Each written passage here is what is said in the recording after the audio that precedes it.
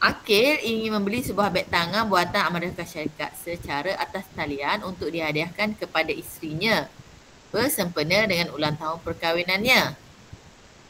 Beliau melayari internet dan menjumpai promosi menarik seperti dalam jadual 7.3. Okey.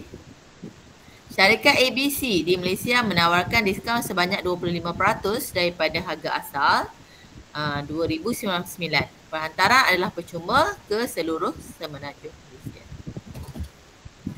Okey. Yang satu lagi, syarikat DEF di United States menawarkan harga promosi USD 275. Ini harga dia dah. Okey, kita kira dulu untuk syarikat ABC. Okey. Tengok ni. Akil bercadang membuat pembayaran dengan kad kredit dan bank akan mengenakan caj tambahan 1% ke atas transaksi daripada luar negara. Kalau dalam negara tak ada caj. Jika kadar semasa pertukaran mata wang untuk ringgit Malaysia ialah RM1 USD 0.21, tawaran manakah yang harus dipilih oleh Amir? Berikan justifikasi anda. Okey, kita kira dulu untuk syarikat ABC. Okey, syarikat ABC 25% ni harga dia, harga asal dia 2099 tolak dengan diskaun 25% darab dengan 2099. Okey, berapa harga beg? Okey, berapa harga beg?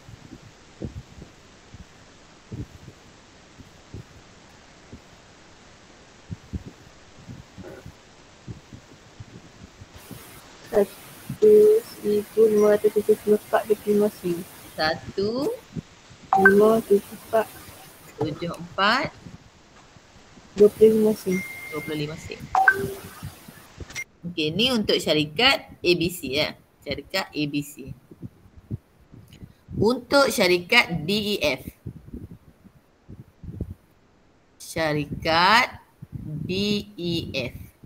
Okey, USD 275. Macam mana nak kira? Okey, tengok. Dia bagi RM1 sama dengan USD 0.21. Sekarang dia bagi dalam USD, kita nak pergi ke RM. Jadi awak jadikan ini satu. So bahagi. Ni, bila nak jadikan ini satu, saya buat atas ni dah. RM1 dengan USD 0.21, saya ambil 1 nisbah 0.21. Kita guna USD lah ni. Jadi kita jadikan ini 1. Bila ni jadi 1, ini kena bahagi dengan 0.21. Ini pun bahagilah dengan 0.21. Kena bahagi yang sama kiri kanan. Faham tak? Jadi lah ni bila awak nak darab, nak kira dalam RM 275 darab dengan 1/0.21. Berapa? 1309.52. 1309 molek sikit terbukti. 0.52. Ini belum masuk lagi dengan caj tambahan. Jadi kena tambah pula dengan 1309.52 tambah dengan 1/100 darab dengan 1309.52. Ya, dia ada caj tambahan 1/100. Berapa? Berapa jawapan? 1322.62. 1322.62. Jadi syarikat mana yang jadi pilihan? Antara okey, oleh sebab itu syarikat DEF dipilih kerana apa? Tawaran lebih tinggi. Tawaran lebih tinggi. Harga lebih Tinggi. Tinggi rendah. Sorry.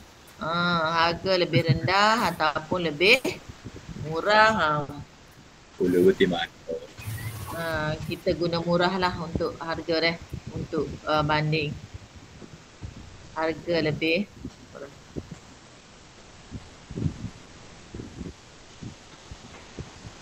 Ini satu markah. Ini pengiraan dia satu markah. Pengiraan sini dia campur sampai sini ni. 2 markah lalu sini. Lepas tu sini dengan sini wajib betul dua-dua untuk markah yang ke-4 dan ini dengan ini mesti ada untuk markah yang ke-5. Okey, boleh?